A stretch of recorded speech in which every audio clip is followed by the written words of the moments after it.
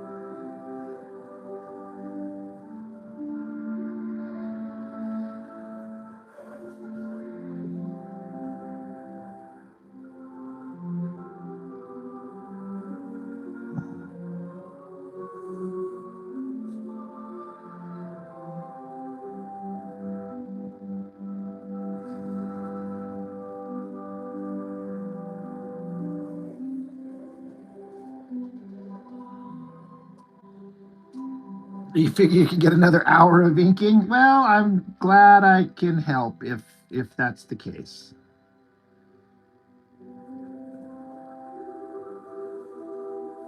I would have been on earlier, but I ended up editing together this video for tomorrow. I don't usually do editing, but I do take a few moments on the occasional video to throw some different stuff in there. And once I get going, I get kind of carried away adding stupid shit that I think makes it funny. So there will be a thing up tomorrow.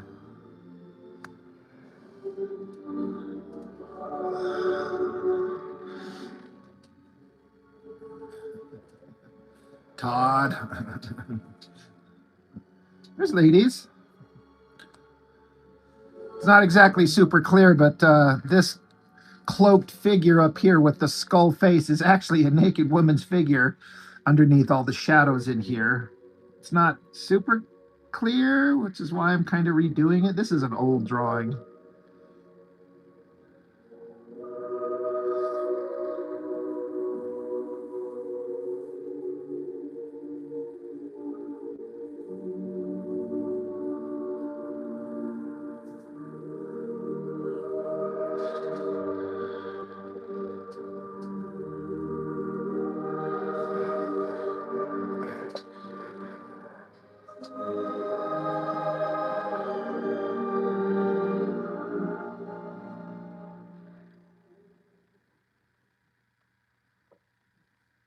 This holiday season, Oh my God.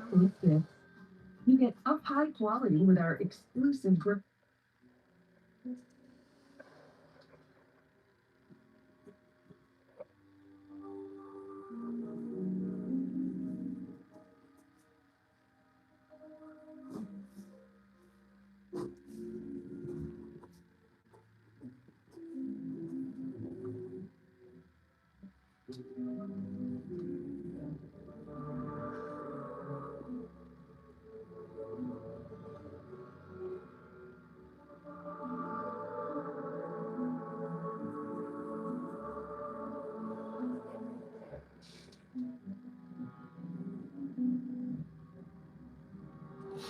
That is what we are listening to.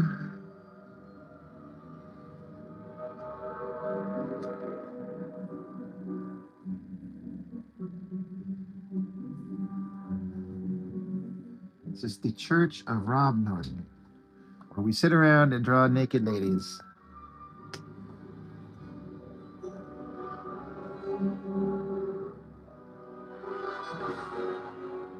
Can we make it church that does that? The church of drawing naked ladies and get tax write-offs and shit? Is that a thing?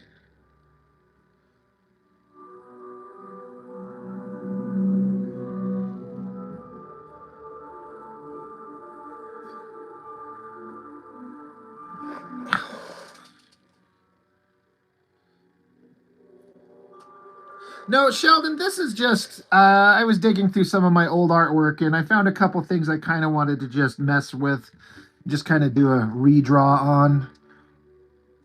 So this is just another one of those things where it's nothing. It's not for anything except to just draw.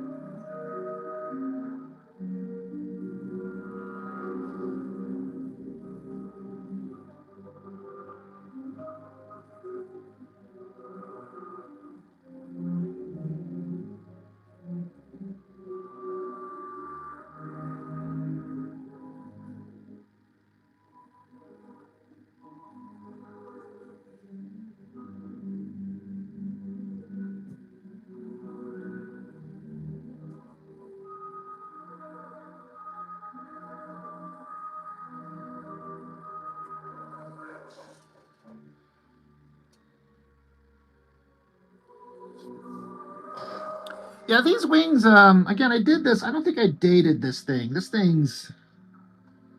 I might have drawn this thing 15 years ago, something like that. Um, the wings kind of look all right. I was trying to figure it out. It's not easy.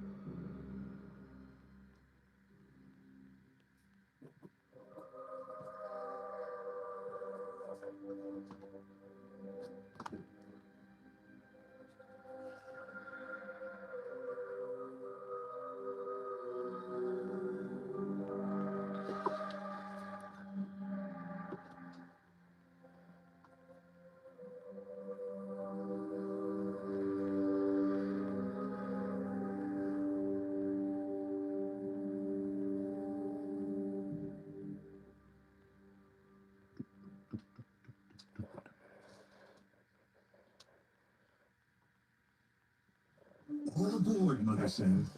Down the hill they fly. They race across the frozen pond. She shoots and she scores, they cry.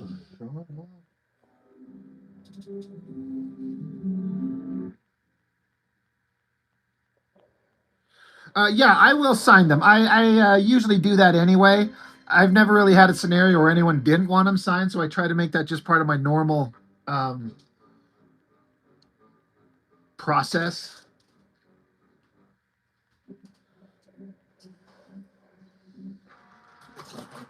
I did not get them in the mail today, but it is my kind of intention to kind of make that I've got 3 packages I have to get out. And I'm gonna do that tomorrow.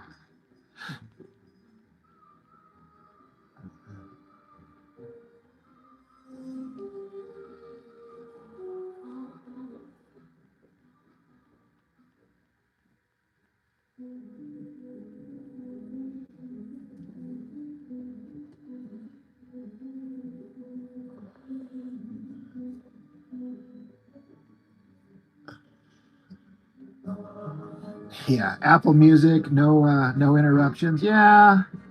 Is that something you have to pay for?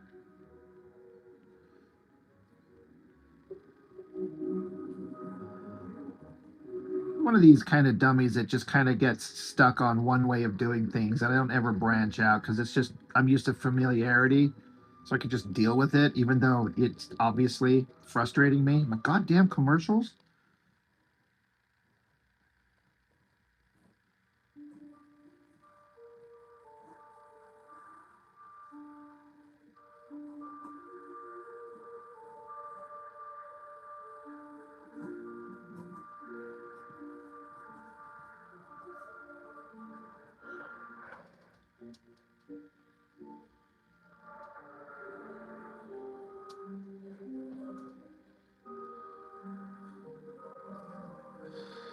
Todd, you just sold a digital set of your books? Hell yeah. That's awesome. $10 a month. You see, I'm unwilling to pay money for music when I can just get it on YouTube, for example. And just dealing with the frustration of commercials.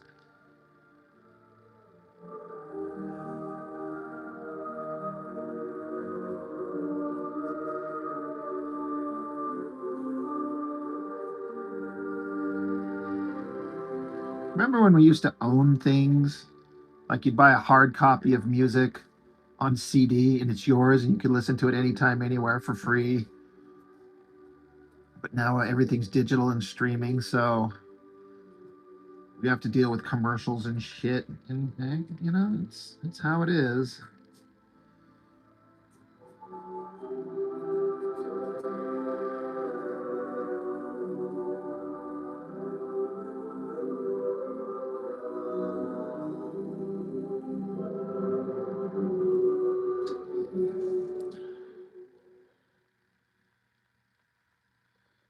Another man to savor the crunchy nooks and cranny splendor of a Thomas's English muffin. Tom, which is a nook and which is a cranny? It's a nook, cranny, nook, cranny. I mean, they shouldn't teach you this in school. Huzzah! A toast to Huzzah! Whether you're on the go, following a specific diet, or prioritizing self-care, I don't know. How do you get an ad block for YouTube? Like, YouTube sucks because they want like $12 a month for ad-free YouTube. And I'm like,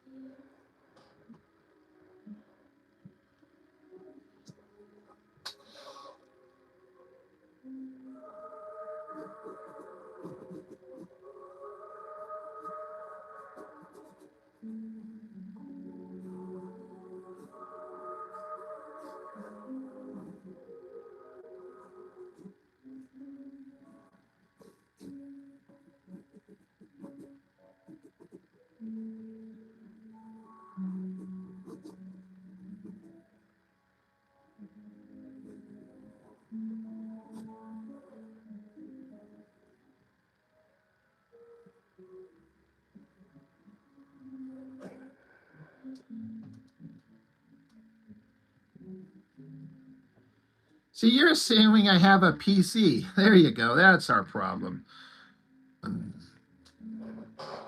Everything I do is done off my cell phone, which is right here, or my secondary, barely functioning cell phone, or an iPad. I have a barely functioning laptop sitting over there that I don't use for much.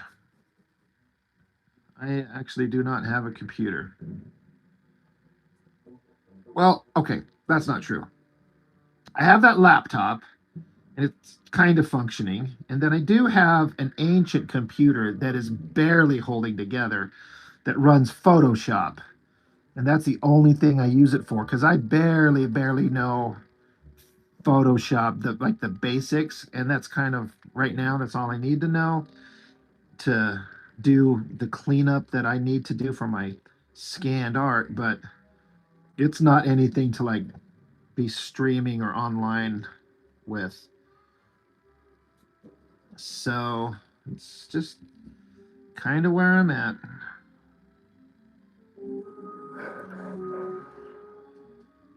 Such a Mormon, right? Mormons and their non-computer ways. Boy, my ex-wife would laugh hysterically if she heard you refer to me as a Mormon because that ended up becoming a major point of contention between us when the marriage started falling apart because suddenly her Mormon faith took precedence over everything. And if I'm not part of the group, then I'm against the group. And my light is diminishing, and I'm a worldly person, and I don't see how bad Satan is walking me into the dark, and blah, blah, blah, and all that shit. The only way I could have saved my marriage is if one, I became a Mormon, and two, I gave up my art forever. And I told her neither one of those things were an option, so it was not to last.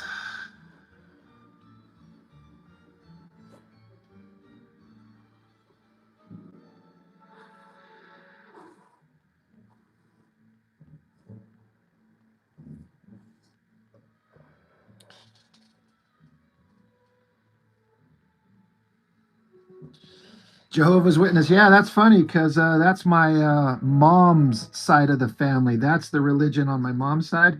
And that's what I was raised on. I was raised as a Jehovah's Witness. And man, that shit fucking sucks.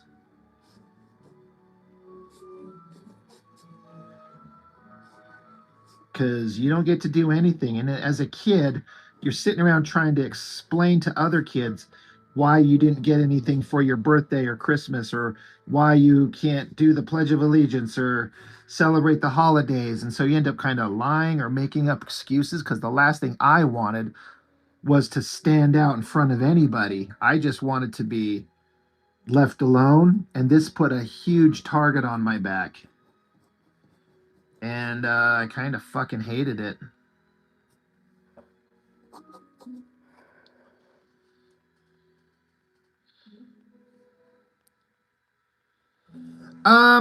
So she didn't say those words exactly, but I knew that that's exactly what she meant.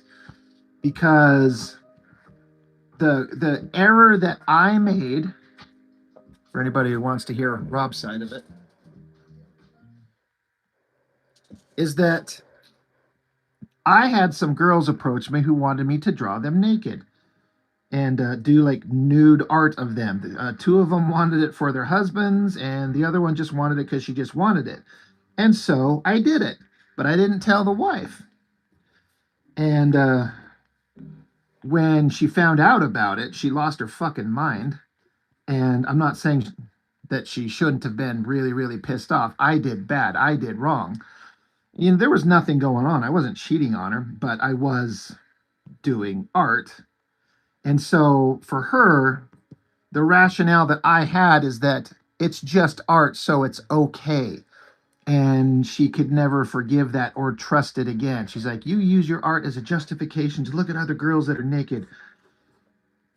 So, you know, I gave it up. I put my art stuff down and didn't touch it for like a year.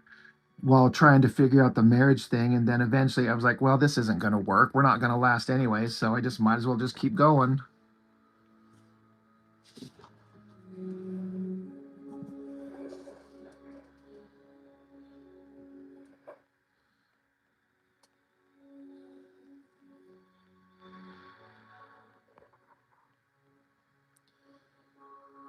So Todd, you're talking about the girl that who was a Jehovah's Witness. She'd get drunk and constantly want to hook up, but then she couldn't because she was married, but wanted a divorce, but couldn't because they'd all turned their back on her. Then she did get the divorce, but then ended up going back to her religion.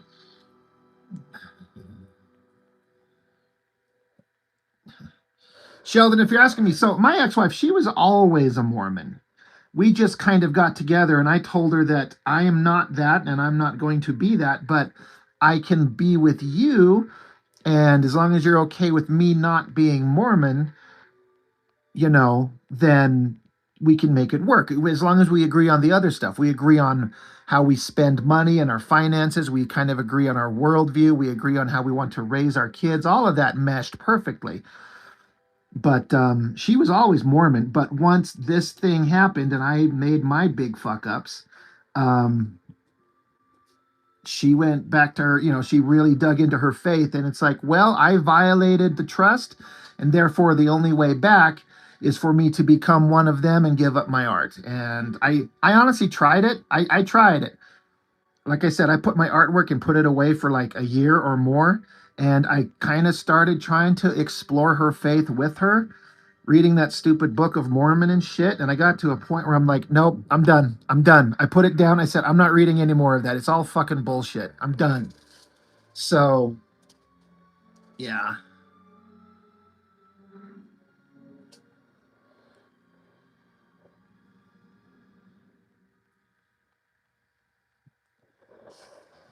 So I definitely have my responsibility for my portion of the failure of the marriage for sure. But a lot of my lady friends would tell me like, Rob, like, yeah, okay, that wasn't awesome, but she's like way flipping the fuck out. They're like, we don't get it. Like, yeah, you did bad. You shouldn't have done this, but and you gotta, make amends for it. But she's acting like you were out fucking multiple girls, and I'm like, yeah, I wasn't doing that at all. It was just drawing, and I was in the wrong. I was 100% in the wrong. But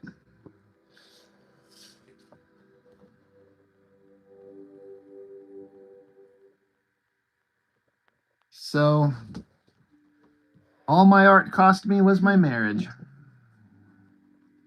and my life with my kids.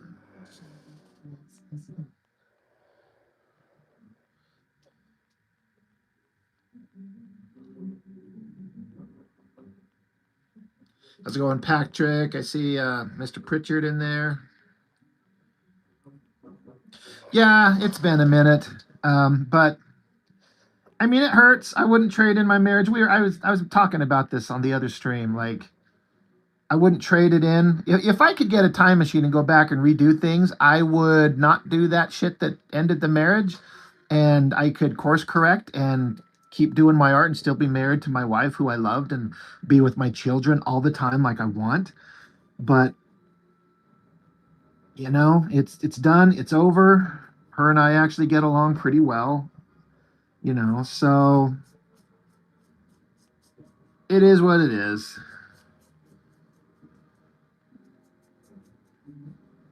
Can't really, like, it's done, it's over. So I sit here and say I can't sit here and dwell on it too much, but that's a fucking lie. I dwell on it all the time, even at this point. But I'm just one of those guys where I'd like to say just let it go and I was done and moved on, which you kind of done, but I absolutely dwell on it quite often, even to this day. It's been like 10 years, almost 10 years since we separated. So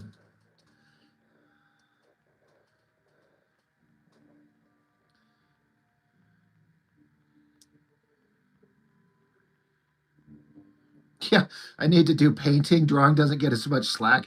Yeah. And already, yeah, the Church of Latter-day Saints and Mormons are the same thing. Yeah, love is based on understanding. I mean, David Smith. What did I just walk into? We're having conversations about relationships and stuff. Yeah, love is based on understanding. I mean, yes, but I had my role in the, like I said, I had some girls approach me and they said, I want a naked drawing of me. Would you do it? I'm like, sure. So they provided pictures and she found them. And so I was in the wrong. I'm not trying to act like I wasn't, but like she made it seem like I was actually cheating on her, like I was actually out fucking other girls. And I kind of joked to myself, like, I might as well have. She thinks she treated me in such a way that that's what it kind of basically seemed like. I'm like, fuck, I might as well. I mean, I don't mean that. I don't have any actual desire to have done that, but um since it was all going to end anyway.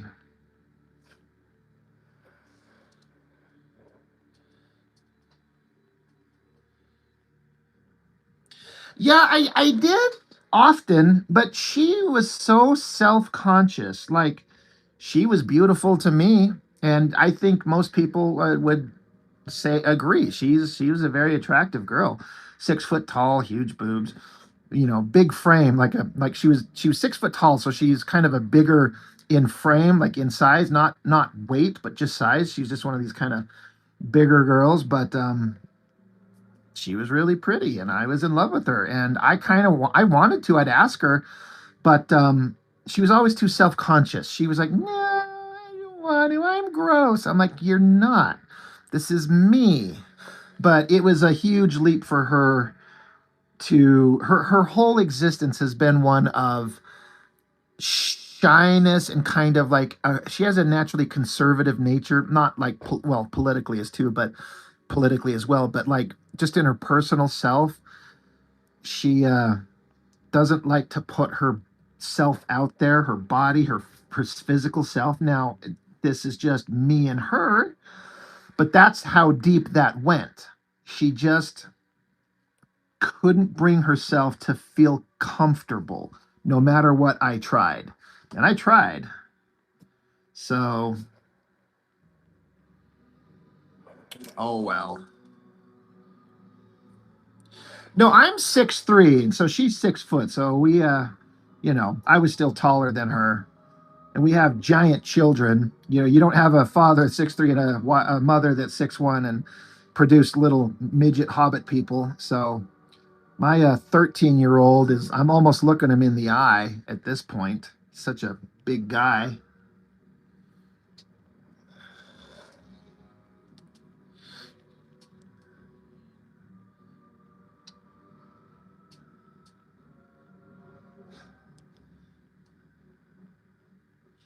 Yeah, Pritchard, she was insecure. I mean, yeah. And then so her husband going out and getting naked pictures from other girls really pushed the wrong buttons for her. And no matter how much I told her, I'm like, it's just drawing, it's just art. I'm not fucking these girls. None of these girls would want to fuck me anyway. It wasn't about that in the slightest. And the crazy thing is that she believed me.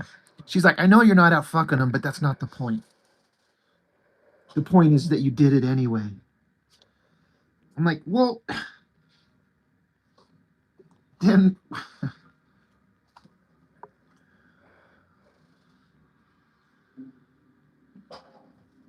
oh well.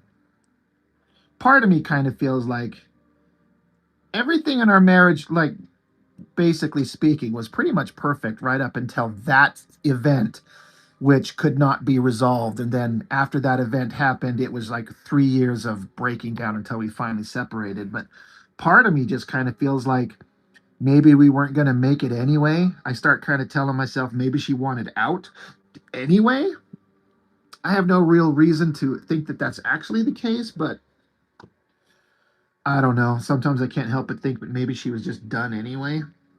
And this was an excuse. But that's just me making excuses for myself, honestly. But she is on her, I was her third marriage. She's on her fourth. So, and her one older brother is now on his third marriage, and her other brother is on his second. So between the three of them, there's 4, 5, 6, 7, like 9 marriages between her and her two brothers. And I'm like, yeah, I've been married once, and I'm pretty sure that's going to be it. I don't think I'll ever get married again. Anyway, who loves comic art? Jesus.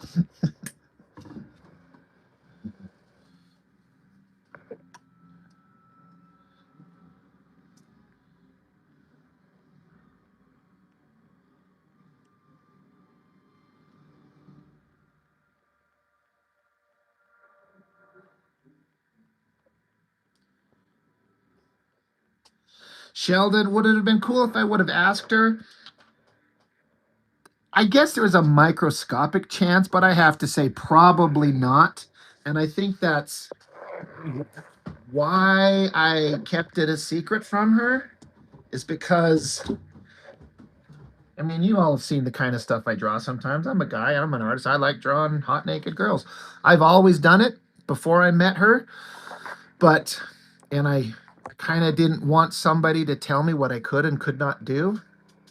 So I knew that she would say no, so I kept it a secret. And that is, I mean, honestly, that's me betraying the marriage. That I did the wrong first. And I admit that. And I put everything at risk for something. I'm like, this doesn't matter. She just doesn't need to know. Well, guess what? But then she just would not undo it, and she would not rest until I was thoroughly devastated and destroyed to the level that she was.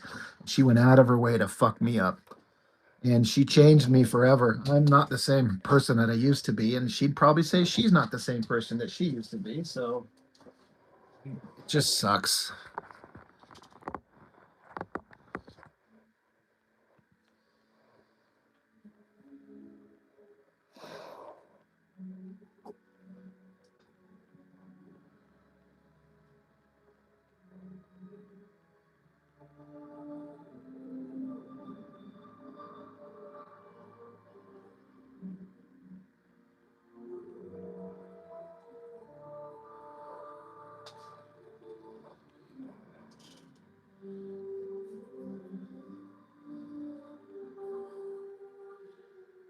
Yeah, I do get to see my kids, but I got to tell you, nothing wrenches your heart more than not getting to see your children. Like, I don't get to come home and just have them there all the time.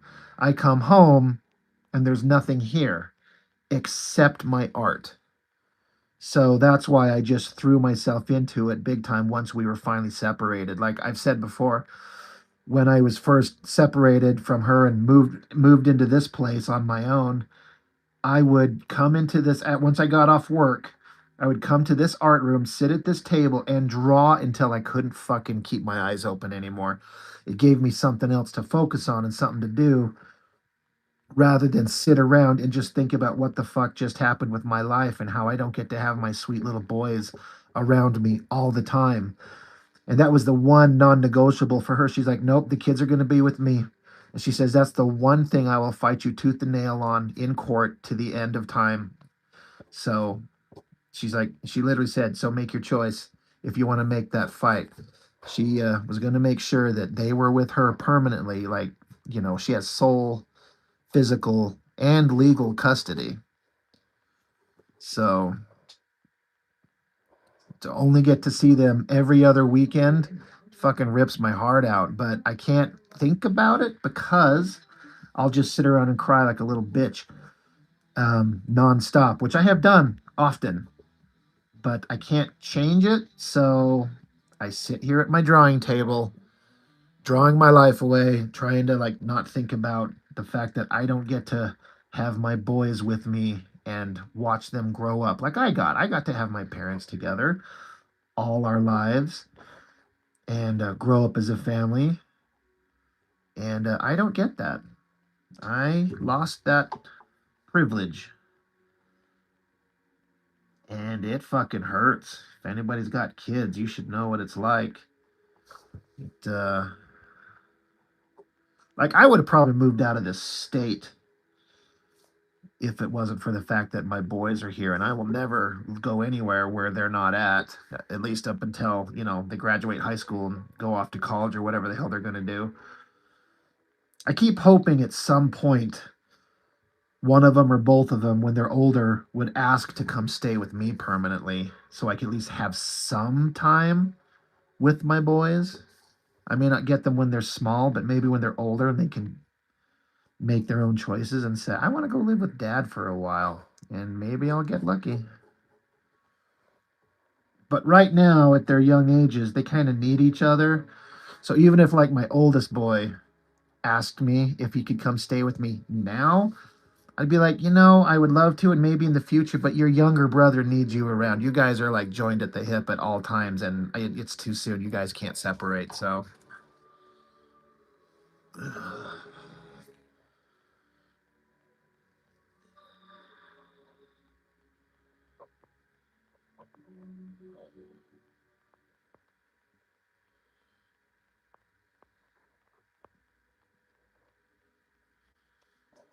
you know what?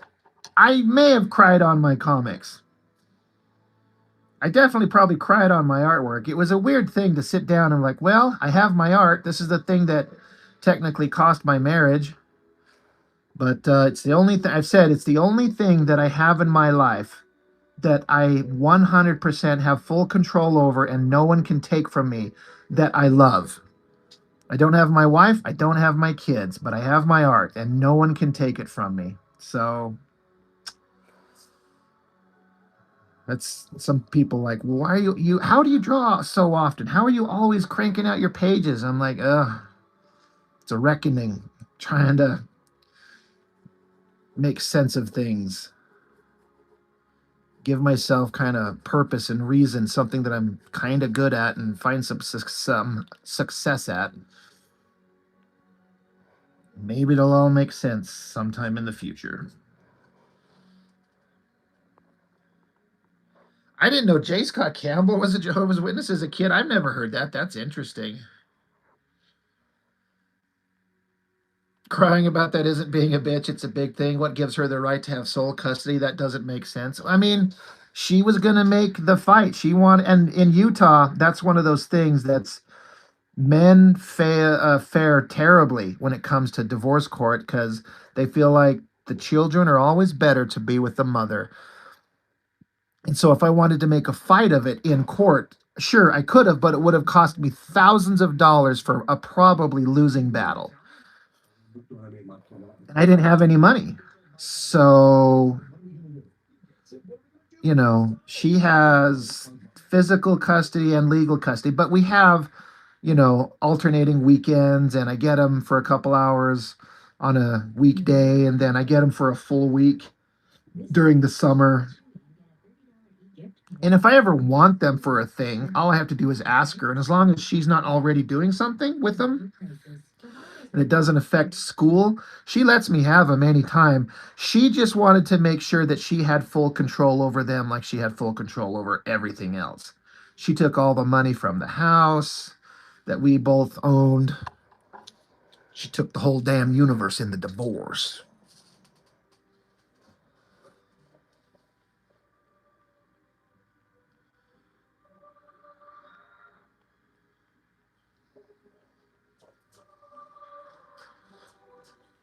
All she left me were my bones.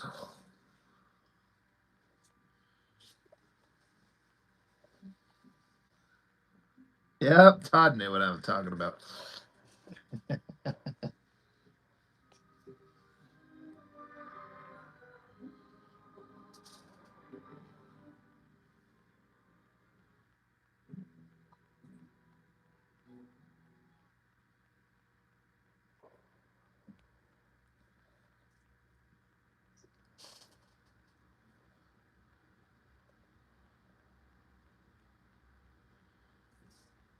The Wolf Master, that's how I feel about art. Everything becomes a void. It's just me and my imagination.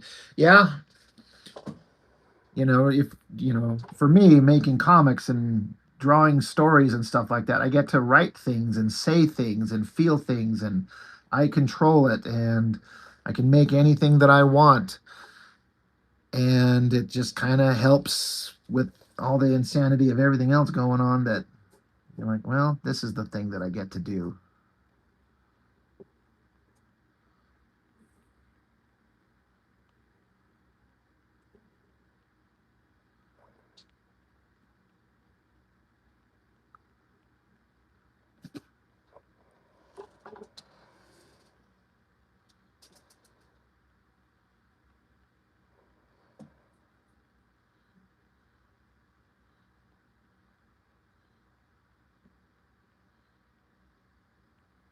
You want to be buried with your sketchbooks? I actually like that idea.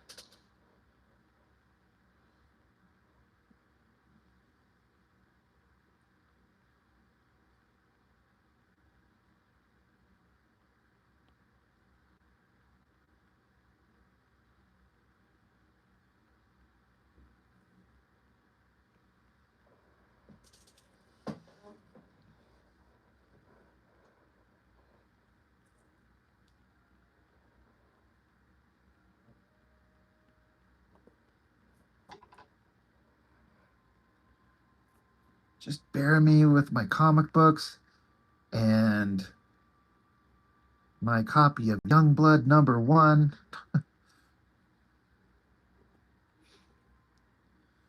And my He-Man action figures. And my Transformer action figures. Just all of them together. Just throw them in there. Throw them on top of me. And then set it all on fire like a Viking funeral. And let them come with me to Valhalla. Or wherever the hell I'll end up. Hell, probably. If I'm to believe the X.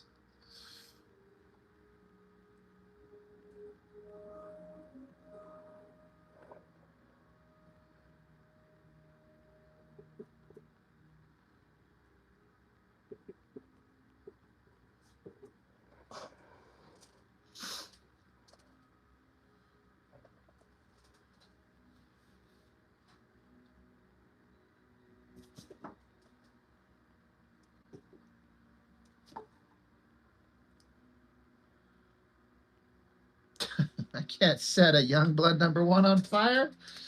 Oh, I could.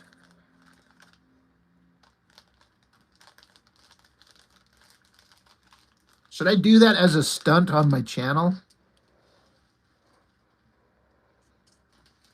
I need to purge the world of the evil that is Liefeld, and I'm going to start right here.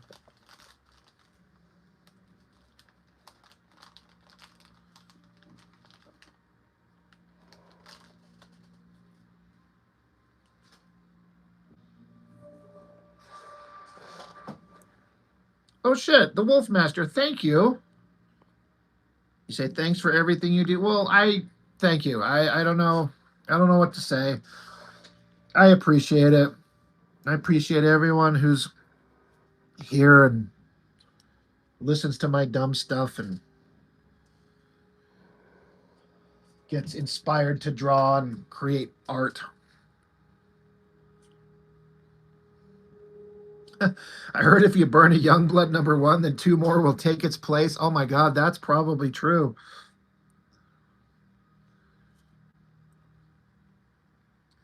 Mr. Red, you like some of the editings I've done for my videos previously? I've actually got one coming out tomorrow. You want to see a preview?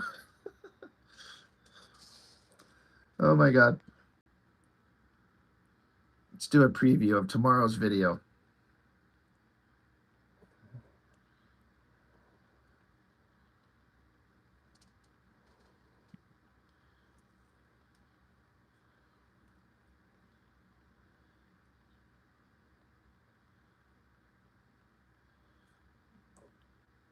Only draw if you draw in a tiny mustache while burning those books. I don't know how to. All right, let's see.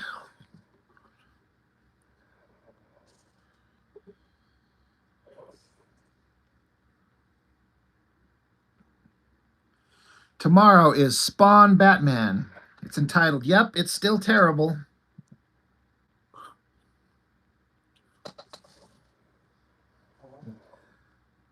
I did a little editing at the beginning.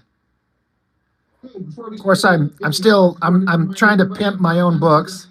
So Also, I have the holidays, or just if you like art, or you just want to put money in my pocket because you like me. That would be awesome. Anyway, that's all I've got. On to the video.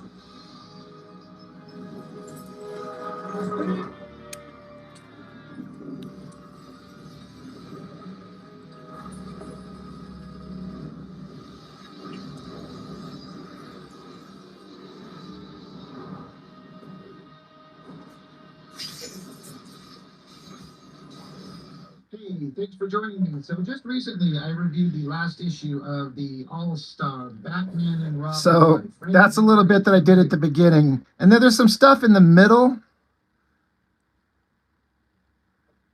Own eternal power, so he picks up the giant gun and blows it away. I mean, it's all just kind of fine. I have always really liked this shot. The way his cape looks.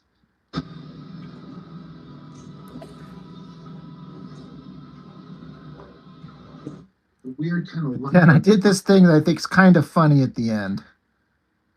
Or is it Frank Miller Or? So okay, great, but I would really like to know why. I mean, but it was reasonably visually interesting. So I don't know. Just thought I'd revisit this thing. It's something. It's definitely something. But I don't know. Let me know your thoughts on this one, and that's all I got for now. So thank you for joining me. I really appreciate it. I will see you next time.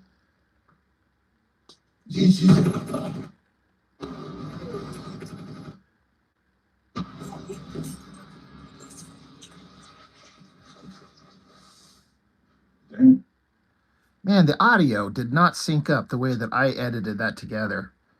The final edited version wasn't so fucking choppy.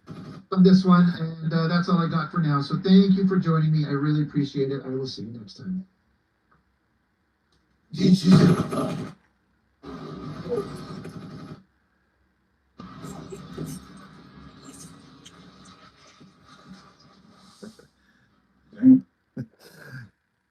Yeah, I just wanted to have Batman machine gunning Spawn. On this one, and that's all I got for now. So thank you for joining me. I really appreciate it. I will see you next time.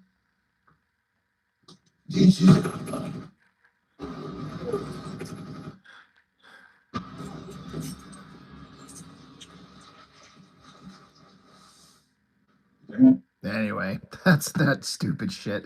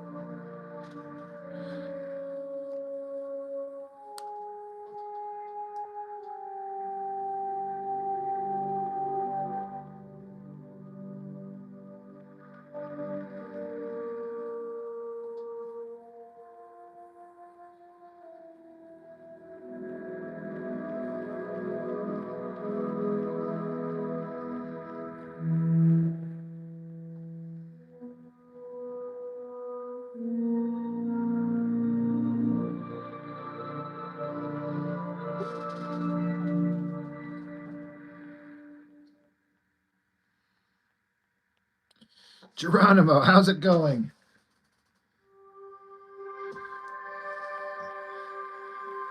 It's not quite morning for me over here yet.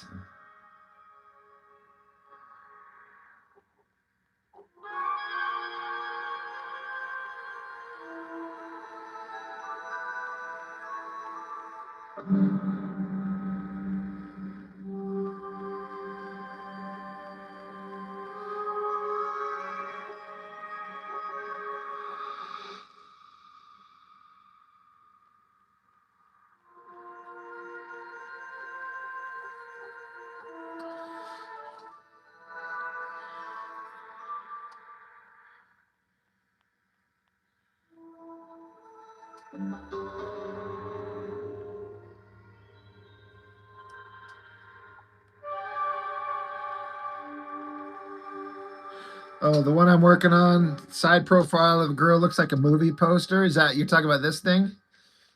I kind of did leave a bunch of negative space. It's all going to be like so. This skull faced chick up here with the sword, her cloak kind of expands down, and it's all black. And this winged demon monster is coming out of the darkness. And I did leave a bunch of blank space for like a title thing, so it is kind of designed like that. What is a T vibe? T vibe? I don't know if I know what that is.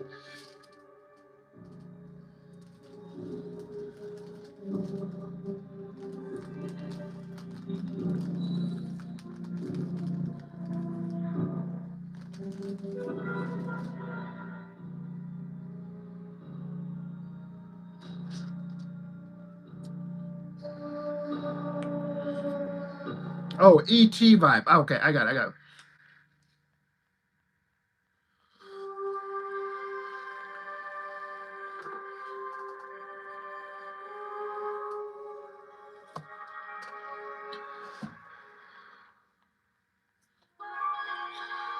Wolfman, do I have any sketchbooks? Can I? I mean, I have, I have a printed sketchbook, but I don't actually do sketchbooks, and I'm not saying that like I'm proud of it. I just, what are my sketchbooks? Where do I practice drawing? It's this. It's this. It's, you know, it's that one and that one and that one and that one and that one. And I just draw, but I just like to draw on Bristol board and try to make them as good and clean as I can make them. So I've never been one to do actual sketchbooks, and I probably should, but I just kind of don't. I don't do sketchbooks.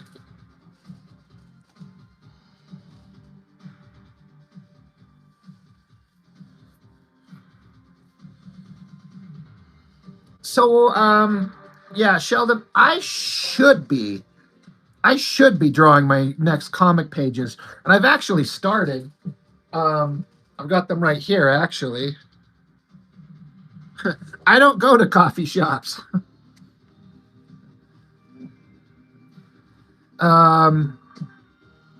So like, I've started, like, this is probably page 1 to the next book. And then this was my attempt at a page there, but I kind of might want to redraw this guy. I'm not sure. That there, and then that there. But I'm a little bit stuck on how I want to have the scenes progress into the next part of the book. I'm kind of stuck, so I'm kind of working it out in my head. I really need to just sit the fuck down and do it and just start getting the pages going. But I have started. And I got all these ideas and all these scenes for the next book. It's just, I'm kind of, like I said, I'm just kind of stuck on how I want to get the beginning of the story going. And I kind of just keep putting it off. I'm going to have to like actually buckle down. Speaking of random art, since we're just talking art, oh shit, where'd I put it? I found some old art. I'm probably actually gonna do a video on it. I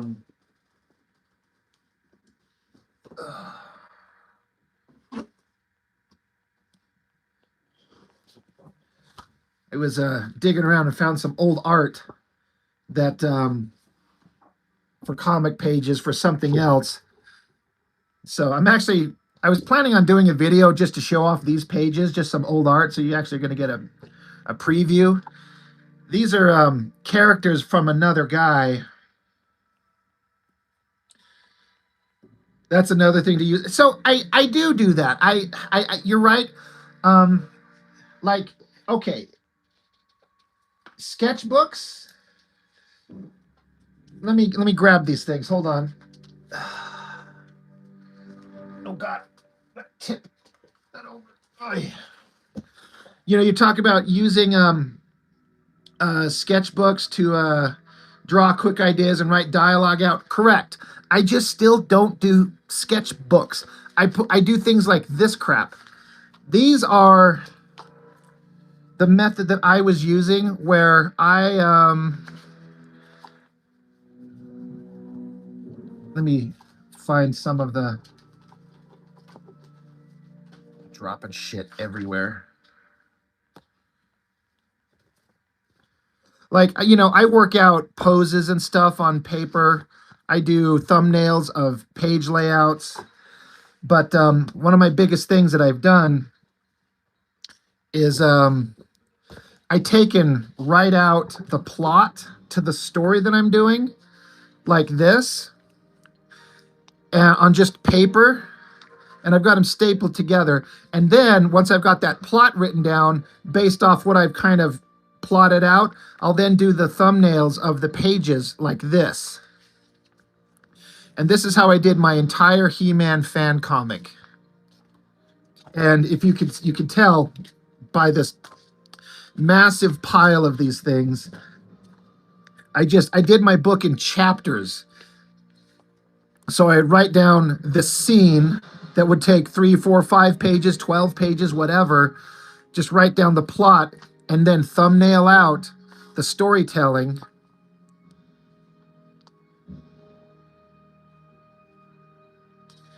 And put in little bits of dialogue, things I want them to say, add a little like aha to show like these characters are kind of having a humorous moment.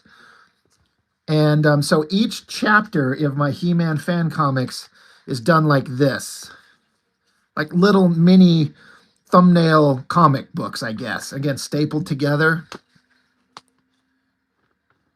In fact, here's a short story that I decided to actually not do. I was going to do it, but I kind of decided there wasn't enough time or space, so I did have to cut some stuff. So, yeah, this is how I did that stuff. So, here's my sketchbooks. This stuff. And again, it's a huge pile of stuff. Here's just pages upon pages. I mean, you know how thick my fan comics are, you can understand why I've got so many of these things. So there's a sketchbook stuff.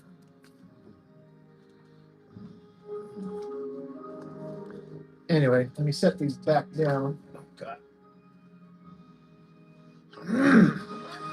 Anyway, this stuff is old. I did like this one's back in 2017, but I was drawing some characters for another guy.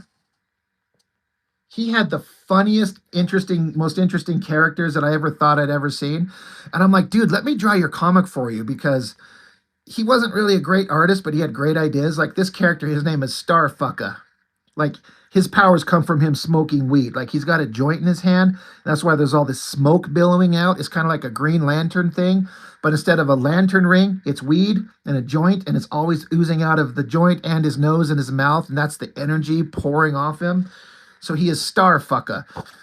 And then he had his other character, Indigo Falcon. And so I drew these pages for him. Again, these are maybe at least 10 years old, where I was just drawing a short story of his characters, trying to get him to like, let me draw your stuff. You write it, I'll draw it. I think the stuff is brilliant. But he kind of wasn't interested. So I'm like, all right, well, what do I know? So that's this stuff. And then these are some pages that I did for my brother's comic book. I drew a whole 24-page book of my brother's series. He's up to like issue 9, and one of them, I think issue 5 is me. And so this was an opening page. This is an open book in the background, and he put text in this. So this is like the opening splash page of his main character on his bike racing into, the story. And then this was a page that come up later in it where the character arrived on scene, where there's big burning fire and all these vampire monsters. So he rolls up on his bike, gets off, opens up his duffel bag, and it's got all these guns and gear and stuff. So Lazy stoners. I mean, kinda, right? Boy, I do not like drawing vehicles. So drawing these fucking motorcycles was a pain in the ass. But yeah, for that other story, so in kind of the same vein, um, if I don't have sketchbooks, what do I put my stickers on, right? Well, honestly, how about this? Stickers on my desk right here, up here, and then there. There's where I put my stickers. And then some of my own art, and then a bunch of printed out artwork that sits right up in front of me. And then my little thing that my son drew for me. It's so cute. And then a little shelf with some stuff there. More Mark Silvestri stuff over there.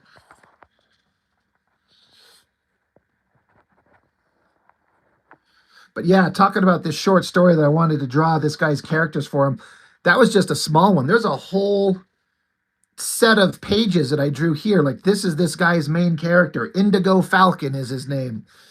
And I was experimenting with doing some line work and cross hatching. Again, this is probably 10 years old, but this is just like just an awesome shot of the main character. I did another one of the guy, but then here's the short story. Yeah, Silvestri inspiration. I got Silvestri all over here. It starts out with this. I filled these in black on the computer, actually. So Indigo Falcon and his girl, they're sitting there talking, and there's troubles. Now the whole story was written with comedy, like it was all played for laughs, and that's what made me enjoy it. That's what made me like it a lot. It was visually kind of standard action comic stuff, but the dialogue was funny. And this guy's got like a total attitude. Like they're breaking up, and he's like, "Sorry, babe, I gotta go. You just be cool." And there's sadness and there's emotion between the two of them. And he's like, "Stay cool, babe." And she's crying. She's sad. But then in the trees and behind them, there's this shadowed face of this guy. I can't remember this guy. Can't remember his name. He's like an Egyptian god character. Comes running out of the trees, chops her head off, sends it flying, and then he stands there holding her severed, bloody head. And so our hero, Indigo Falcon, he's all pissed off. So I'm doing blast lines and shiny metallic stuff. He leaps into battle. He's going to avenge his dead girl.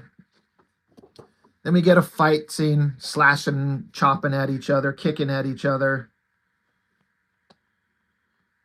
Really got ahead of this. Really got ahead of the situation. Oh, that's funny. So some close-up shots of they have words with each other. And then our hero, Indigo Falcon, charges at him and rams his hand into his chest. Pulls his heart out. Rips it right out.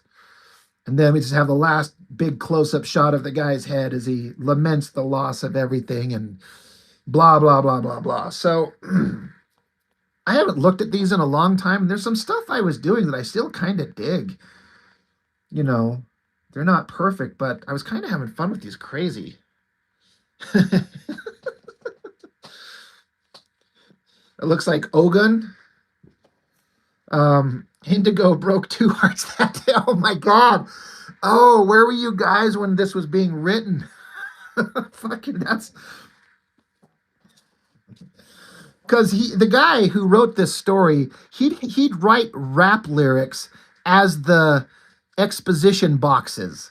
Like this guy, Indigo Falcon, he had like a catchphrase that read like rap lyrics. If I remember it correctly, I have to see if I remember it correctly. It says, "When shit hits the fan, please understand, Indigo Falcon is the fucking man." Like that, and he'd write that on his really sketchy drawings. And I'm like, dude, it's brilliant.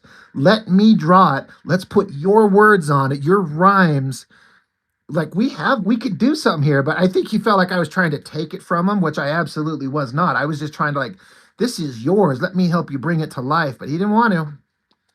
So, and then this stuff this was my flirtation with actually doing something that was going to be on the shelves. I've talked about this on my channel, but years ago, I know a guy who knew a guy. And so through that, my friend, I now know that other guy. He got the license somehow to create Highlander comic books. And they hired the worst fucking artist on the planet to draw it. And they fucked up the license. They screwed up their opportunity and it never become anything. But this guy actually got the license from the movie studio to create comics of the Highlander. Mark, what's up? And so I got my hands on the script for issue 2, or actually this was issue 1. And so I thought the guy drawing it was so fucking terrible. I just started drawing the pages on my own to kind of show them that I'm the guy you should have drawing this. I drew multiple covers for them and that they were going to print in the book. And so this was me drawing, like this was page 1, splash page of the story. This is Highlander. It's set in the year 3030, like hundreds of years in the future.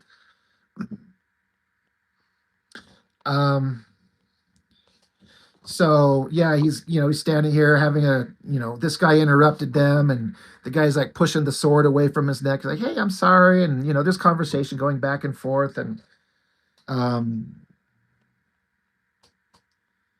oh shit, Sean Gordon Murphy has been trying to get the Highlander license. He came to our small con to talk to Adrian Paul when he came there. Dude, that would be awesome. Do I have art from the 90s or the 2000s? I mean, I've got stuff, through all kind of walks of when I was drawing stuff. But yeah, I started drawing in the early 90s and I was horrible. But yeah, I was really trying my best with these pages, trying to do lighting and inking techniques and just the best that I could do and come up with. But yeah, so they're having conversation like, hey, we're approaching this planet. They're on a spaceship and talking back and forth. I kind of enjoyed this page, how that one kind of come out. It's not perfect, but I kind of like it. And so the guy's like, all right, we're going to land. We'll need to meet you up on deck soon. And okay, so he leaves them.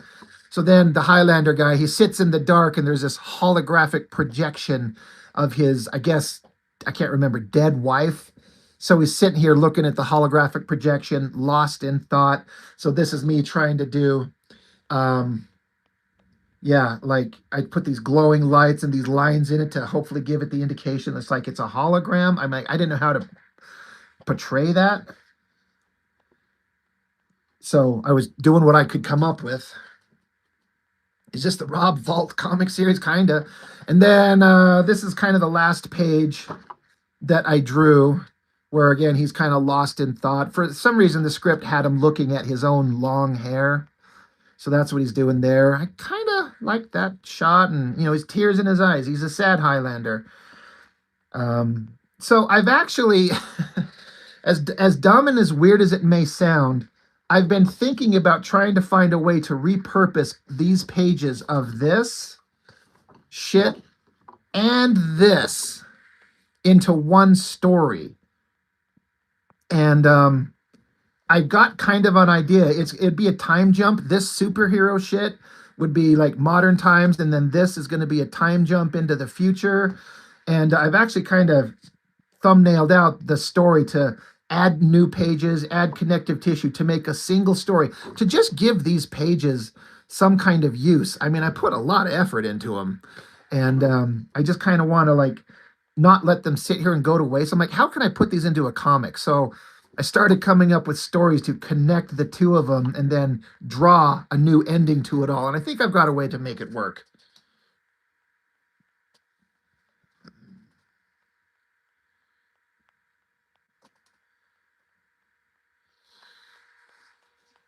Yeah, I was trying to,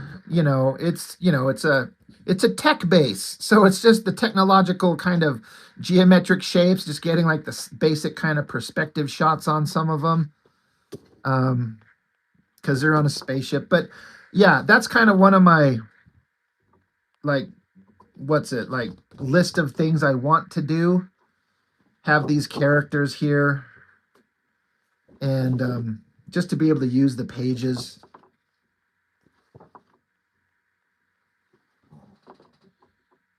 So maybe there's only so much time in the day, right?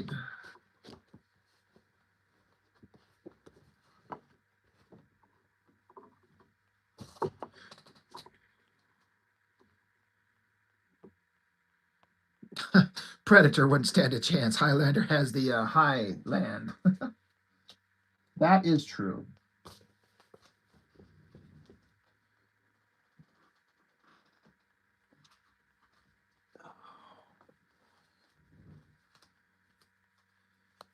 I think, is this actually?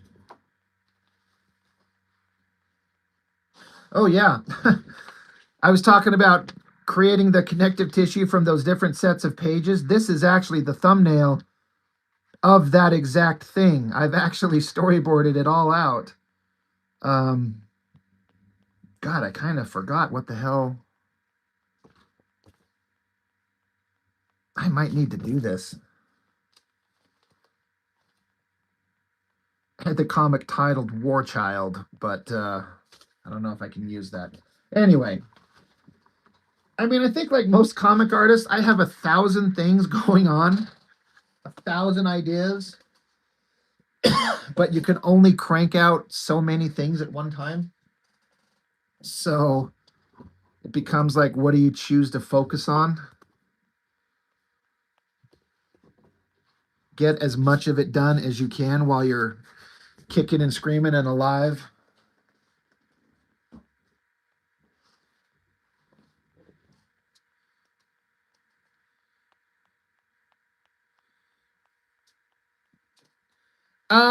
Did I make a video on my storyboard process? Not, maybe there's a video where I was talking about my He-Man fan comics, and I think I showed them and kind of explained, kind of like I just did now, about how I did it or how I do that. I think that's it. Because a lot of people were asking me, when I was live streaming my art on my fan comic, people were asking me, like, how am I able to get so many pages done so fast? And I explained the secret was those things, those little mini thumbnail sketchbooks, because I had the story all figured out all the way to the end of the book. So I didn't have to stop and think about it too much. I already done the thought process of what the pages and the layouts were going to be. So I didn't have to think about it. Once I got all the thumbnails done to the end, then I could just get out the pages and just get that thumbnail thing and look at it and just start drawing. And then once I got into finished art mode, I was able to pump out pages pretty damn fast. I was at my peak.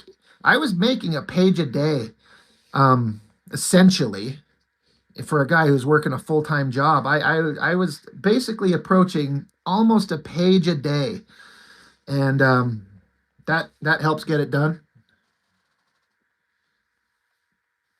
Oh yeah, the next book, Dong in a Jar, that's 100% the thing. In fact, that's kind of the future gig. Imagine if I skipped the blue line trace steps. That actually doesn't slow me down, Mark. I feel like that actually speeds me up.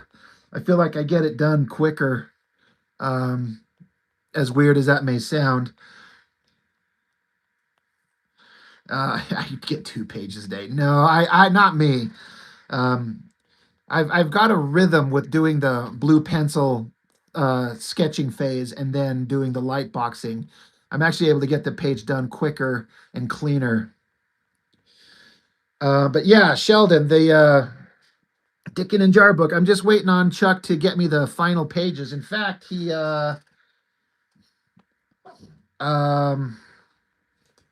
sent me a couple just yesterday or the day before. Let me, will he recover his dong powers again? He gets his dick back. He definitely, that's the whole point of the story, is to recover it see. This is downloading. Oh yeah, that's where the girls have the dick in a jar. Speaking of, like, Chuck says he's never had to ink something so specific in his life, but he put a lot of effort into that dick in a jar. I mean, look at that thing. I mean, he put a lot of effort into that. And then here the girls are taking the dick in the jar out. I mean, look at that. It's I can't help but laugh. Oh man, the severed dick in a jar. Liefeld started it and he didn't finish it, so I'm running with it. Mark's like, I'm not gonna look. Mark, look directly at it. You know you want to. Oh, tell us when it's over. It's a delicacy. And then we have the shot of Red Coyote coming through the portal. Chuck inked that, and yes. And again, I'm only following Liefeld's. He set it up. The character was running around with his dick hanging out, so I just leaned into it. Chuck inked the shit out of that hand. Like, look at that. Chuck had to get a mirror for reference. Genuine Comics, how's it going? Chuck inked the hell out of that hand. He even made a point. He says sometimes you have a big shot like that. He says sometimes a trick is to like really focus on something up close like that, like the hand. And they did this dot texture kind of to show because the character's coming through a portal. He's teleporting in, so he's stepping out of a portal. Yeah, he's really bringing the thunder. That's why I'm just kind of waiting for him to get done with the inks. I finished penciling this a couple months ago, and so he's working on it. And the goal is to not do the crowdfunder until the art. Like I'm gonna have the book completely done. My goal is to actually have in hand like the proof copy from the printer. I'm going to submit it and have them send me a single copy as like a test. I don't want to have it in hand so that when I do the crowdfunder, I can say, it's done. See, it's actually finished. I just need to know who wants a copy so I know how many to order.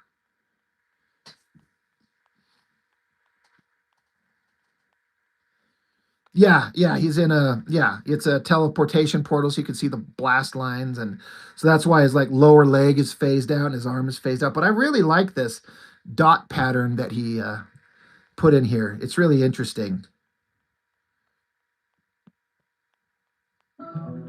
It's so crazy to be having a guy ink my stuff who's inked Jim Lee and J. Scott Campbell and Ryan Benjamin and Brett Booth all professionally at Image Comics.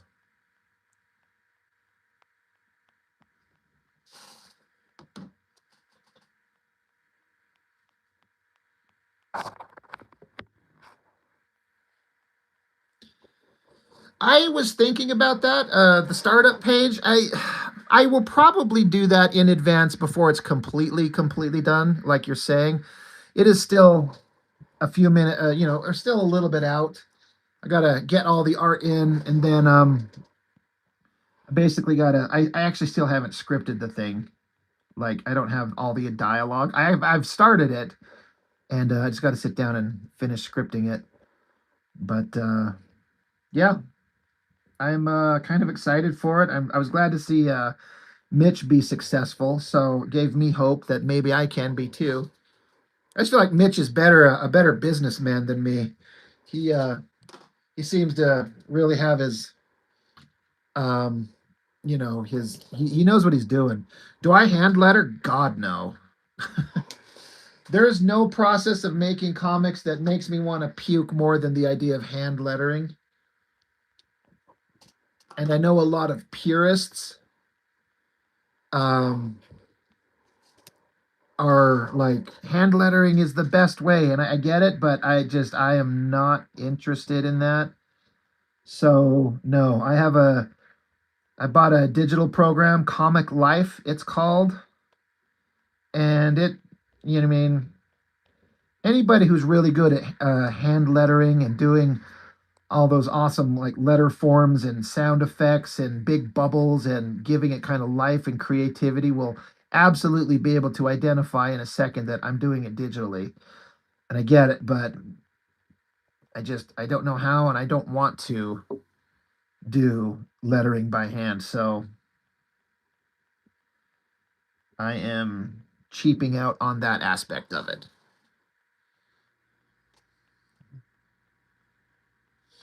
You don't think we'll let you fail? Well, I appreciate it. I know I've got, I don't know, it sounds pretentious of me to say this, but I know I've got at least a few, for lack of a better term, guaranteed sales from some people who are part of the channel. I know that part, but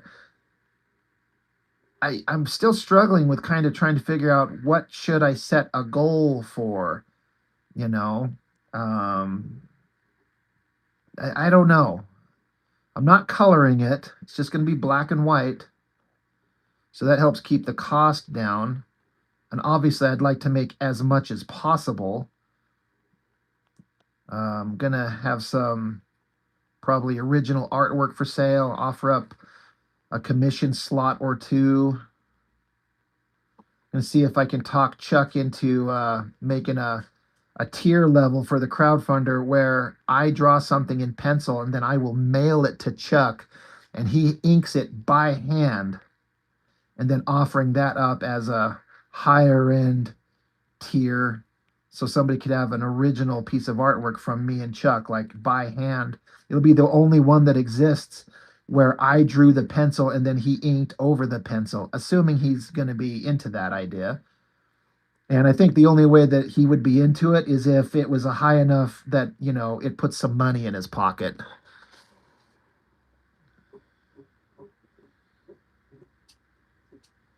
So I guess we'll see. There's still a lot of questions. Todd, what piece are you doing for it? Well, hit me up separately and we'll figure out something. Absolutely. If that's what you're talking about and you want to, I mean, good Lord. If you guys haven't seen Todd Ferguson's art there, go look that up. You'll see what a real artist can do. Wonder why you're following me over here making my stupid shit.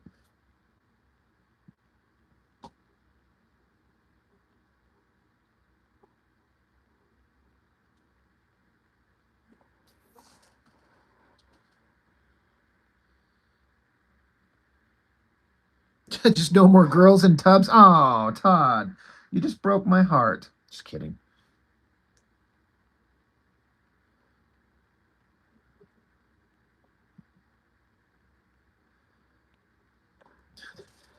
Two artists, one jar. I mean, that would actually work.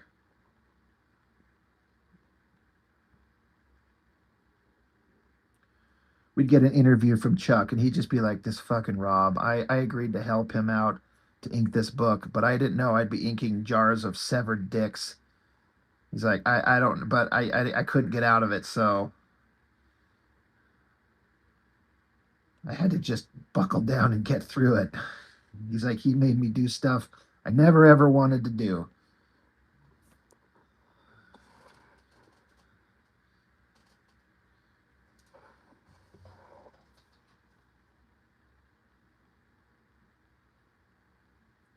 Because he literally did tell me, like, he's like, Rob, in all my years of inking, I've never had to ink a naked man's bare ass. And here we are. I'm like, heck yeah, you did. Now ink them clenched cheeks.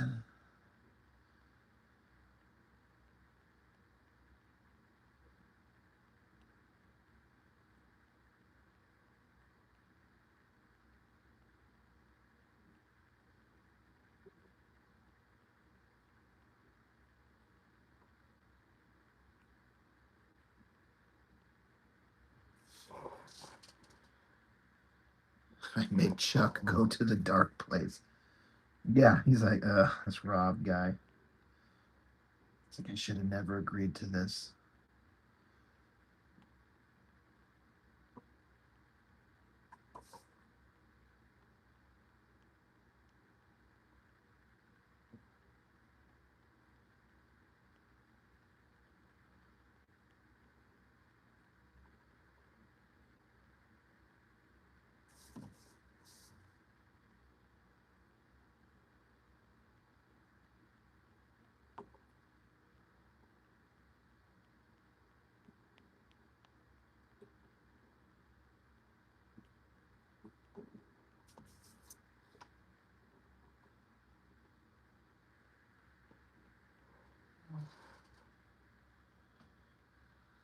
What's the occasion for my vacation time? Just burning up the last vacation that I have before I hit the yearly reset, which is like next week.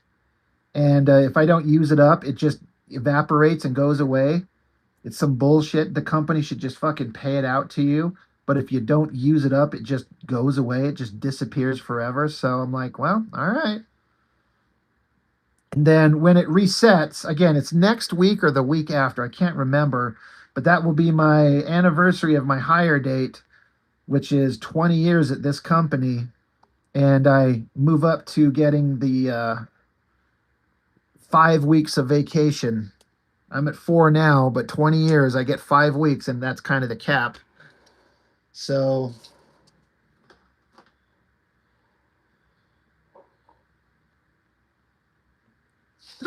Mark, you just realized that while you're judging me for my drawing decisions, I'm drawing an elf holding poo. Oh man. Yeah, 5 weeks. So that's almost like it's almost taking a week off every other month, which is kind of crazy to think about, but I can't do that because my job and the position I do, I can't I mean I can, but I choose to not take time off during the beginning of spring and summer because we're so busy. It's the worst possible time to take time off and leave my team. I'm the head of my group. I'm the kind of the leader of the group there, and it would leave them on their own and during the busiest time. So I'm like, so I take all of my vacation at the end of the year, and I've had to spread 4 weeks out since the end of August. So I did August, September, and then I did one in November, and then one in December. So next year, I'm gonna have to fit in another week. Like, oh no, I have to take another vacation. That's so terrible. It sucks to get paid to not have to work.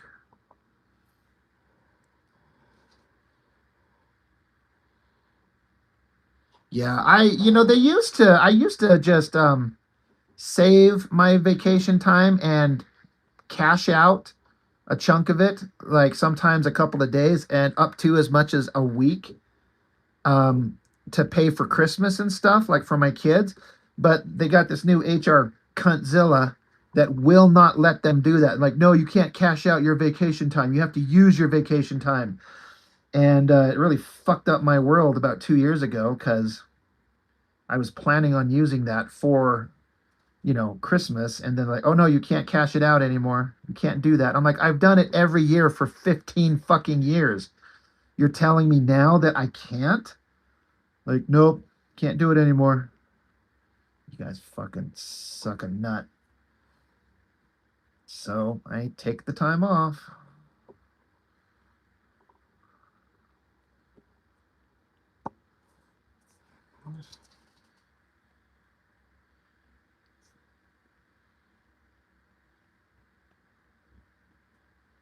Damn, you don't even get Christmas Eve off? That's that bullshit.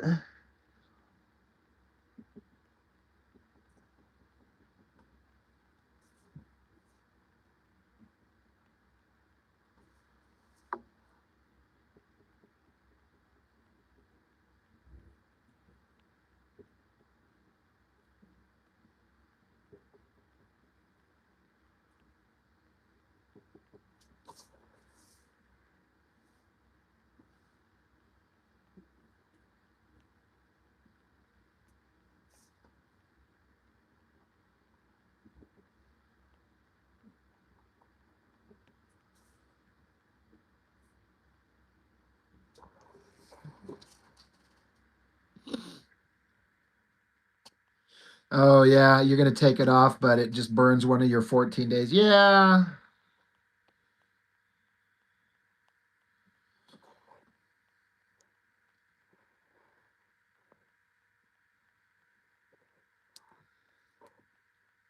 JRR says YouTube is piss poor at sending out notifications. Yeah, I'm live. Hope you're doing well. This artboard is looking amazing. Thank you. Thank you. Thank you so much. I appreciate that. been doing a couple different things here. I was finishing up this one. Let's say I penciled, but where did my other one go? Where did the thing go that I just did?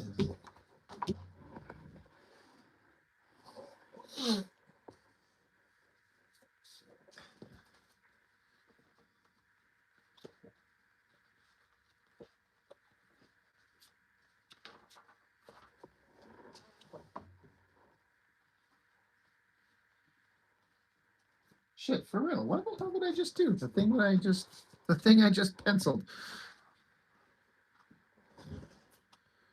Yeah, at least I get to come home and draw some dudes fighting or junking and drawing, right? It's all about perspective. Just think, you get to do this.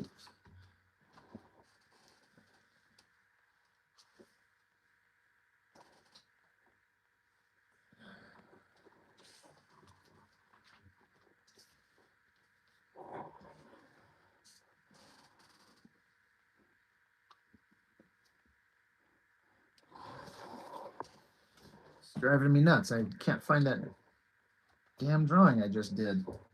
I know it's sitting right here somewhere.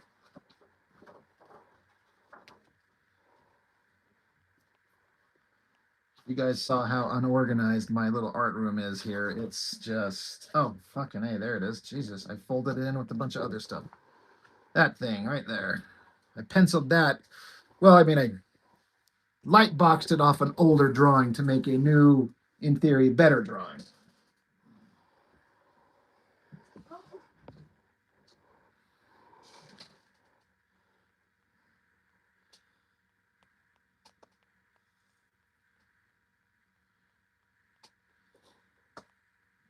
Gamification says you've been reading comics on Global Comics. Any info on it? Do you like it? Would you put your own work on it? Even I don't even know what that is. Global Comics. I have no idea what that is.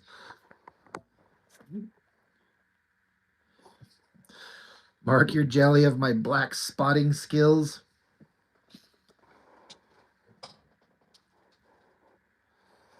I just tried to study old school Mark Silvestri and Mike Mignola and just kind of fake it until I make it. And I'm very much faking it, but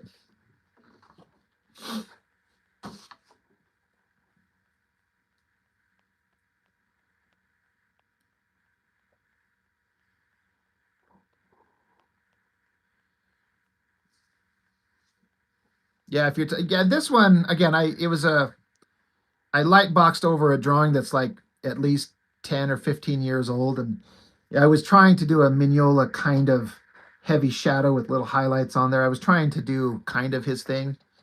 So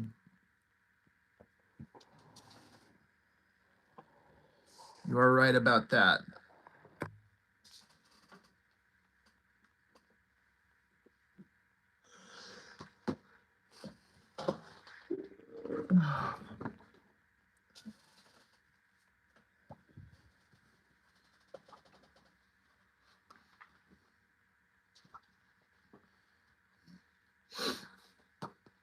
God, this group of characters I've got sitting right here, I obviously really like these guys because it's like the third or fourth team shot I've done of these guys.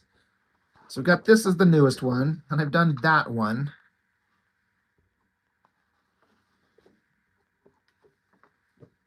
Then I've got that one. And then I've got just the single shot of the girl with that one there and this one here. I just keep like drawing these guys. And I like doing metal textures. Mark, you've been doing panel studies, hoping master copies will teach you something. I think just looking at art of any type and then just drawing, you can't help but learn. You can't help but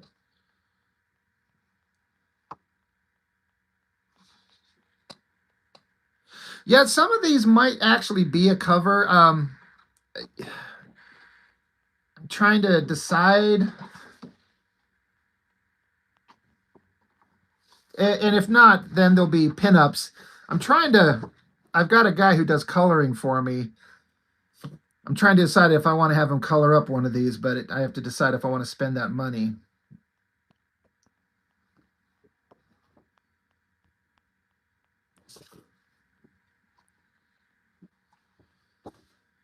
All for future stuff. Like these might be cover for issue 2, maybe.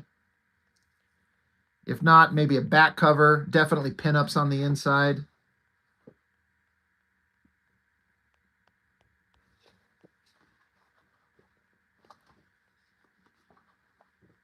Yeah, I like drawing the shiny metal chick.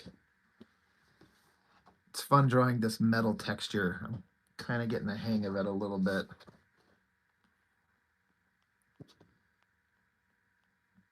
Plus, she's essentially a nude figure, and that's always fun, too. I do also need to break down and finish the actual cover for the book I'm working on now. Where is it at? I got it right here. No.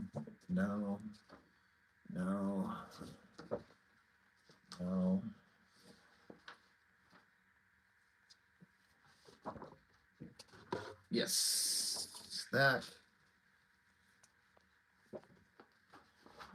No.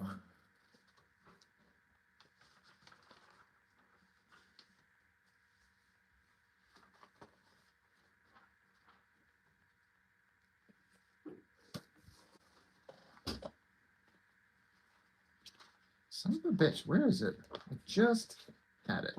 Another thing I can't keep track of. The tendril hair. Yeah, that's kind of a fun thing. It takes a little bit of time to draw, but it's kind of worth it. This is going to be the main cover, like mine and Chuck's cover to the book. And I've got a back cover to it, which is like a double image. I've just got to find it here. I just fucking had it. Why can I not keep track of anything? And then I've got one other variant cover drawn up by somebody. And then I have a dude who's worked with Liefeld. If you guys, it's you, it's on the cover. It's just a little tiny thing there, Mark. For anybody who hasn't heard, if you've kind of paid attention to Liefeld's current stuff, he did that Last Blood series, and he had a variant cover where he had an artist do all these gray tones and made like a manga edition, like a black and white manga edition where he just like hyper inked over Liefeld's stuff. If any of you guys remember that, that guy, he's contacted me and he wants to do a collaboration on something. I said, what about you inking over me for this project? He's like, that sounds awesome. Let's do it. So I'm going to have that option in front of me.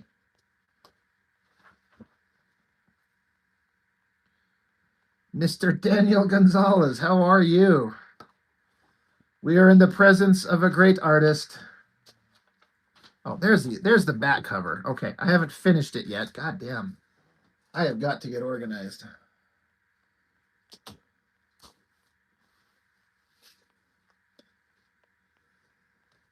Oh, well, that's the thing. I don't know yet. We haven't really worked that out.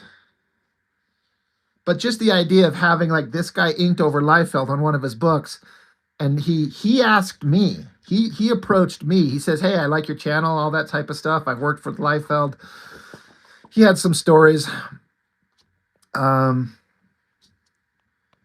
He's like the third guy to contact me who's worked with Liefeld and told me stories. But yeah, it'd be interesting to have him just kind of do his crazy gray tone manga stuff over my pencils and have that be a third variant cover.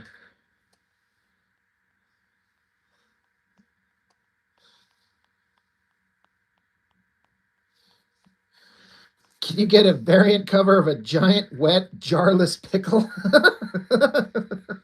I mean, you mean just a giant dong? I mean, Mark Domowitz, should I do that? What the fuck? Yeah, YouTube is a great way to meet industry pros. Yeah, so I got to know that guy, and then a guy that penciled for him back in the 90s has talked to me, and a guy who's inked for him currently, besides the manga guy. I got your giant Charles Pickle right here. Mark says no. But yeah, I got to finish this back cover. I got to put the giant robot in the background and put her face on it and put the... It's kind of a...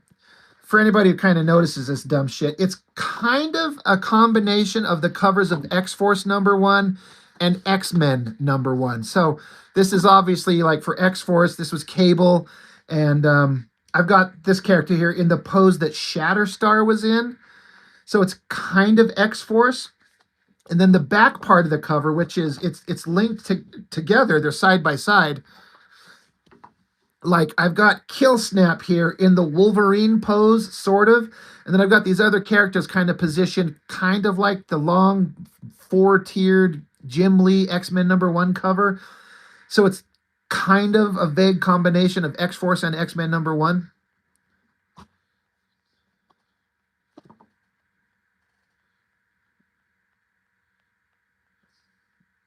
I'm going to get a whole bunch of nasty commissions for my Kickstarter.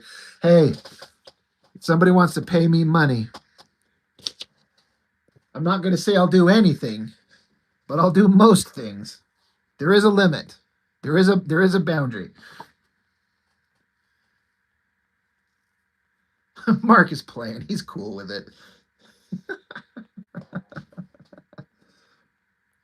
Yeah, I'm really excited to put this thing together because like I've said, I have 3 or 4 fake ads for the thing that I'm going to be putting in there. The character Spread Eagle, the character the assholes, the team, the two characters, the assholes. It's Stink Shoot and Brown Star. I've got that one drawn up. I've got my own stupid original characters from when I was a teenager that are just stupid. So they're going to be in there. And then there's going to be at least 2 ads for books that actually will exist. Mitch is going to have a pinup in the book. And then my friend Jason, Ginger Bear, who shows up on the live streams, he's got a book he's doing. So he's either going to have a pinup ad or like a 2 or 3 page short story preview in the back of it. And then I'm going to mock up a letters page, have fake letters in the back of the book. So it just kind of reads like a whole goddamn original book, like a comic, with ads for stupid books and letters pages and previews, in addition to the story about the dick in a jar.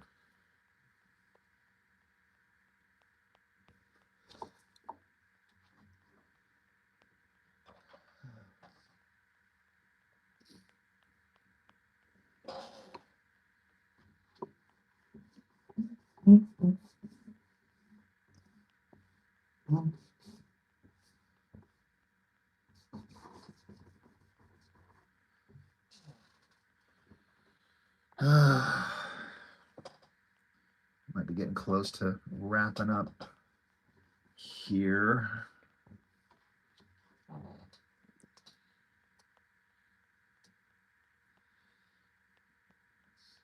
You were probably hearing me talk about how him and I have actually talked about that. And yeah, you're like, how do we have them meet? And this happen to be like, we just happen to have always existed in the same universe. We just never ran into each other. Yeah, I mean, hell, Marvel Comics did that. Anybody remember the X-Men Teen Titans crossover? How do you have the X-Men and the Teen Titans exist in the same book and they just never ran into each other? Todd, 2 more. Todd, I'm going to do your Transformer book this week, so you keep it up, and I'll put it off another 2 months. But yeah, I like Mitch and I have like kind of jokingly talked about it, but I think there's actually a possibility, like maybe. And what I want to do is have his characters fight these guys. These are the villains. You know, Kill Snap, Tumor, Laserfag, Warhor, just have them fight. But I want to have my guys get slaughtered. Just have his guys just like tear my guys apart. We could have some like awesome fight scenes and come up with some craziness just to make it as ridiculous as we wanted. But I'm like, these guys can all die because who fucking cares? It's not like I can't make another comic and just have them there again. Like, I don't have to explain it, so they just die horribly.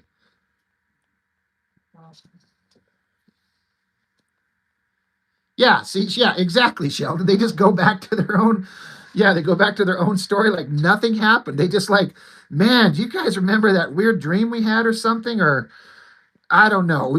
I could jokingly address it or just not address it at all. Just kind of come up with like a single issue crossover thing. I don't know. I think that there's potential there for fun, but he's got to finish his book. And you know, he's still got a whole issue to draw. So that is, if it's going to happen, it will be, I think, a ways down the future. Down the future? Is that even a phrase? Down the road in the future?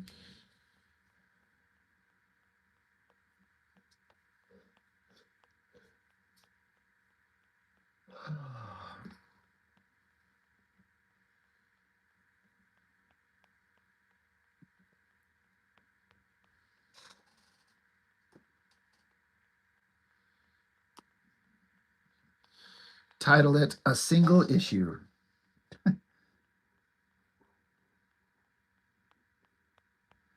There's a lot of potentials for titles to something like that. The most pointless and awesome comic you'll read this year. Because I want to call these guys, this group, or my comic, Excessive Force. And he has Blood Force, so the title crossover could be Excessive Blood Force. I'm workshopping that idea. We'll see.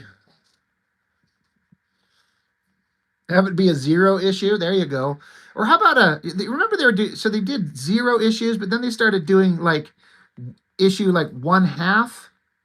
We should do a play on that, like issue 1/4 or 1/3 or 1/8 or something like that. Or 7/16 or some bullshit. Excessive Blood Force. Sounds good. I mean, maybe.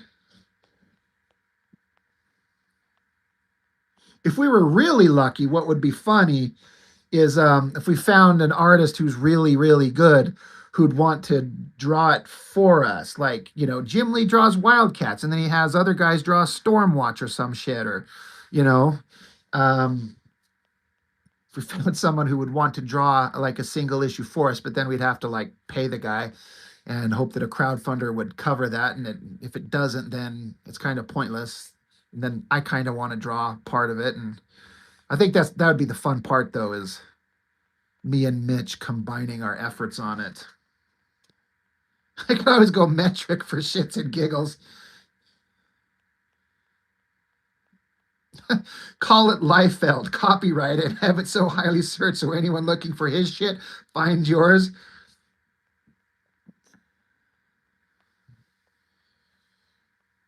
There's a bunch of artists that follow you guys who would love to draw a story. Well, I mean, again, we'd have to find the right guy. Again, I have not thought about any of this part of it until just now, and I have not discussed this with Mitch at all. It was just kind of a joke between the two of us that I think he was kind of like, yeah, we could maybe actually do that. I talked about, we should do a crossover. Like, yeah, that might actually be fun. But it would have to be somebody that has the right kind of style and look. I don't know. But again, I kind of want to draw it. Like, I want to draw Mitch's characters fighting my guys. I would actually like to ink Mitch too. I'd like to give that a shot. You could speak for Mitch. He's in. You're like, just kidding. I think he would probably be into it. Probably in the right time and place.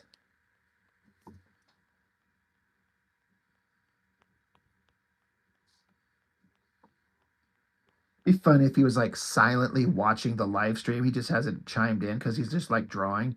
And he's over there going, Rob, your head is straight up your fucking ass, dude. He's like, I was just trying to like be nice when you suggested the idea. I didn't think you'd actually like want to do it.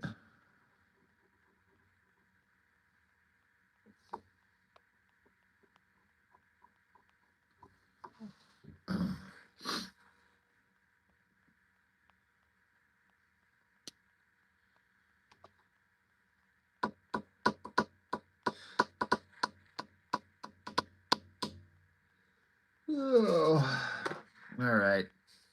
Think I'm gonna pack it in for the night.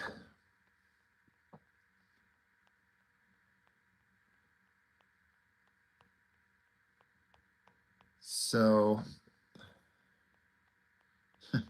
watches the stream with Mr. Burns' diabolical grin.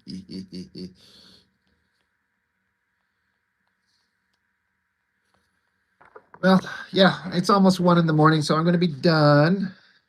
Sheldon, you finish your thing too? So, all right. See, it's a good time. It's a good time to pack it in. All right, guys. Thank you, everybody, for anyone who's still listening in.